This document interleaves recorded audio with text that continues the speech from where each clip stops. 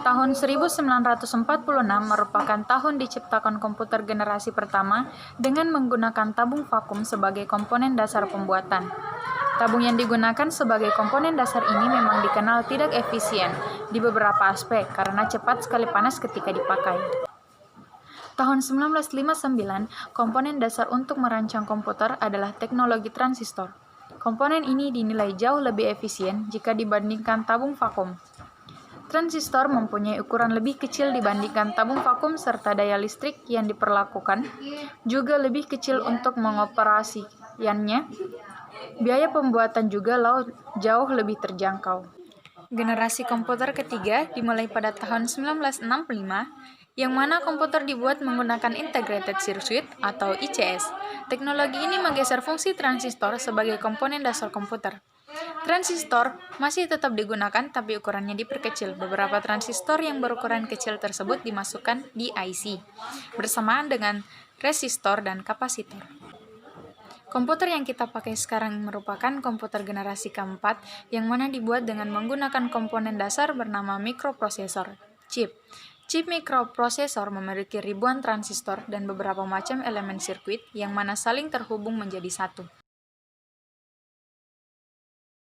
Yang pertama yaitu hardware.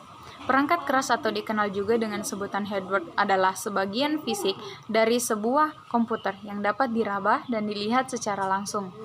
Hardware terdiri dari beberapa komponen elektronik yang saling berkaitan antara satu dengan yang lainnya. Yang kedua yaitu software. Secanggih dan semahal apapun hardware yang terpasang pada komputer, tidak akan bisa bekerja jika tidak ada software di dalamnya.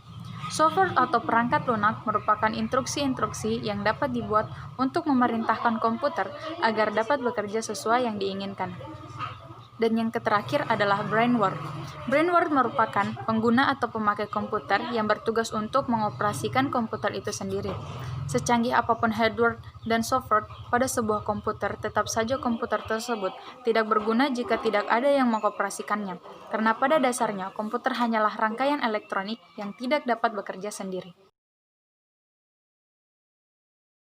Dengan hadirnya teknologi seperti kecerdasan sintetis atau tiruan, internet dan mesin otomatis bisa diimplementasikan dalam kehidupan sehari-hari yang bisa mengubah konsep perusahaan. Pola pikir individu yang tercipta karena revolusi industri 4.0 ini. Pada era revolusi industri 4.0 ini, mulai dari industri transportasi hingga retail dan perbankan akan bersaing memasukkan inovasi teknologi ke dalam proses operasionalnya, karena pada dasarnya perusahaan akan kalah saing andai kalah canggih dan cepat teknologinya. Konsekuensi dari gagalnya mahasiswa menguasai komputer kaitannya dengan keberhasilan dalam menjalankan perkuliahan, serta ketika sudah terjun ke dunia kerja, yaitu mahasiswa akan lebih susah untuk mendapatkan nilai yang ingin dicapai dan membuat dia akan selalu tidak mengerti tentang komputer. Maka dari itu, mahasiswa akan lebih susah mendapatkan peluang kerja yang bagus dan tepat seperti yang dia inginkan.